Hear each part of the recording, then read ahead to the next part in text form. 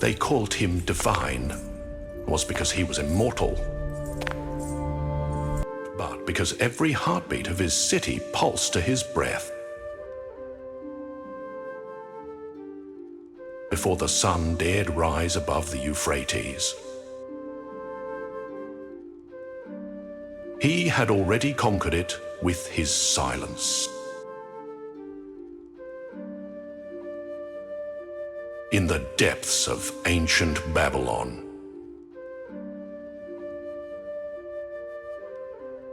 where hanging gardens brushed the heavens and walls thick as mountains guarded the glory of men, one man ruled, not only with a scepter, but with a gaze.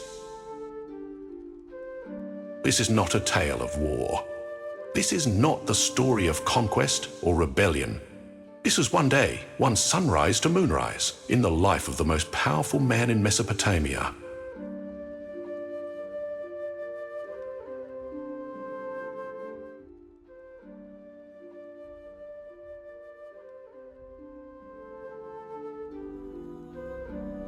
He stirs before dawn.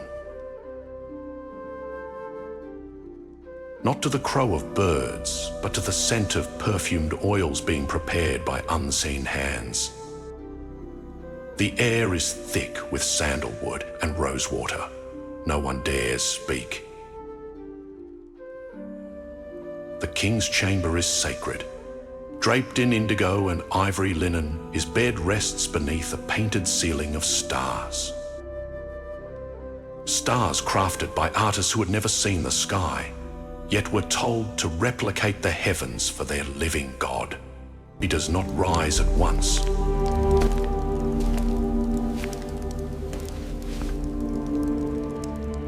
His awakening is ceremonial. Two maidens approach, barefoot, veiled and silent, holding golden bowls.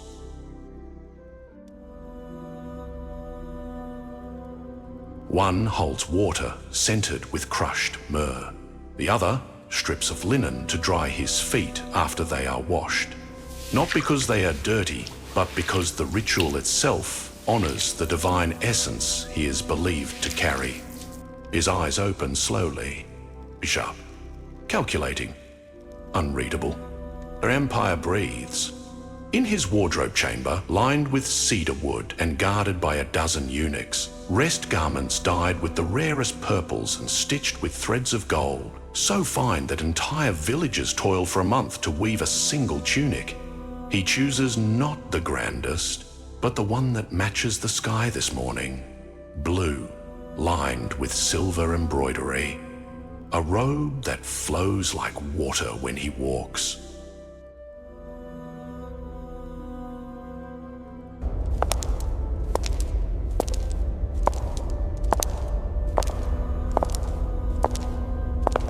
His wrists are adorned with bracelets carved from lapis lazuli.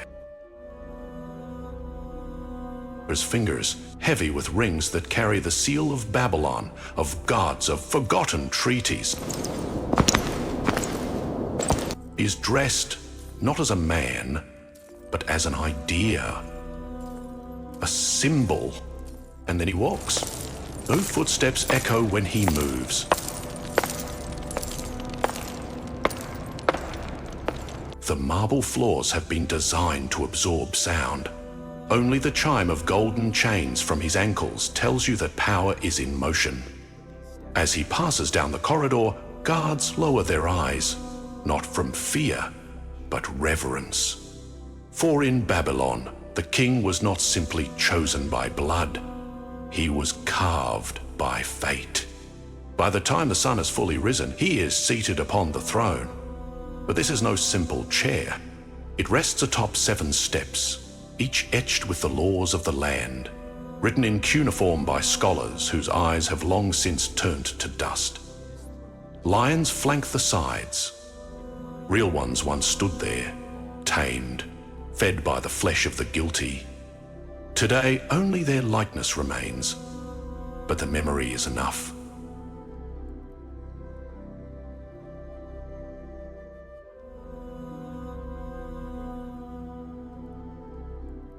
Before him kneel ambassadors, governors, generals. Each holds scrolls, each brings problems. Taxes to adjust, borders to defend, irrigation to repair. The king speaks little. His silence is unnerving. He listens with eyes that burn through lies, fingers that twitch when truth is near.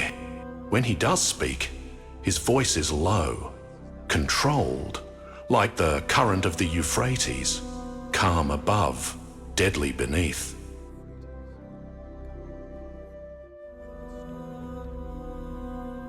His words are recorded in clay, dried and stored for eternity. No one debates. Midday comes. The throne is empty. But the king is not resting. He walks the gardens. Yes, the hanging gardens, if they were real, were not built for show. They were his retreat. Vines from the east, flowers from the south, birds from beyond the Tigris. He walks barefoot along a stream that runs through marble channels, cooled by hidden aqueducts built centuries earlier. He sits beneath a fig tree and eats alone.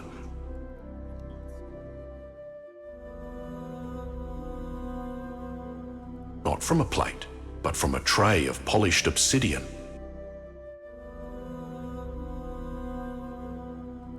Dates, honeyed bread, lamb roasted in cinnamon. A golden cup of barley wine is placed beside him. He drinks only after closing his eyes. Taste is ritual, too. But power is never truly alone.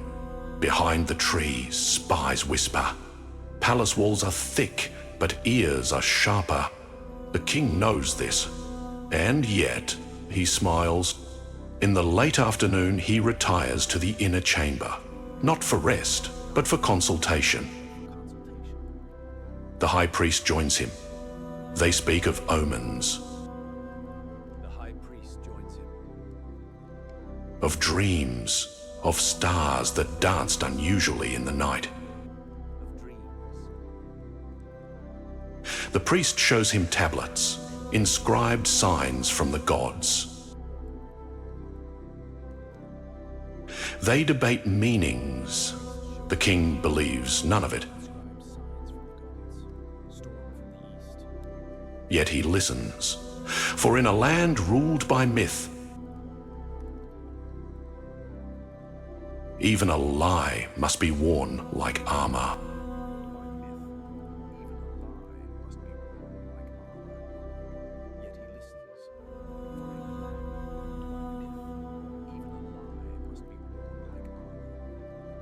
As dusk begins to bleed across the horizon, he prepares for ceremony.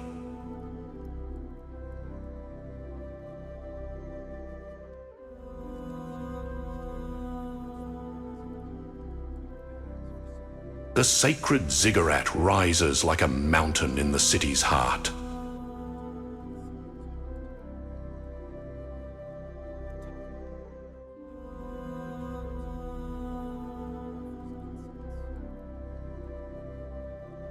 He ascends it barefoot, not out of humility, but tradition. At the top, where only wind and gods are allowed, he offers incense. He does not bow. Kings of Babylon never bow. But he lifts his hands to the sky, and, for a moment, even the birds fall silent. Down below, the fires are lit. Night in Babylon is not quiet. It pulses. Musicians fill the halls. Dancers from foreign lands twist like flame. Scribes record the day's events. Jesters, philosophers, merchants, all gather in the lower courts, hoping to be seen.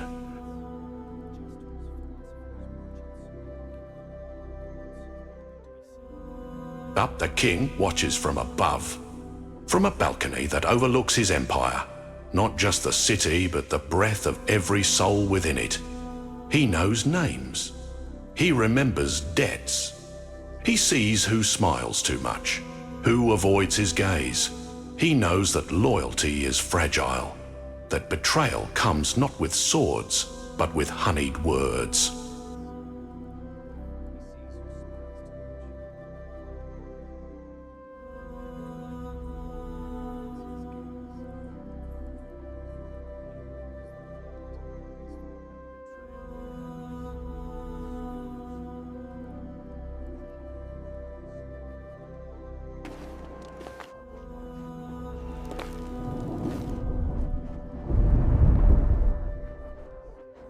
A cup is handed to him. He holds it and waits. The servant trembles. Did he poison it? Perhaps. But the king drinks anyway. Not because he is reckless, because he is inevitable.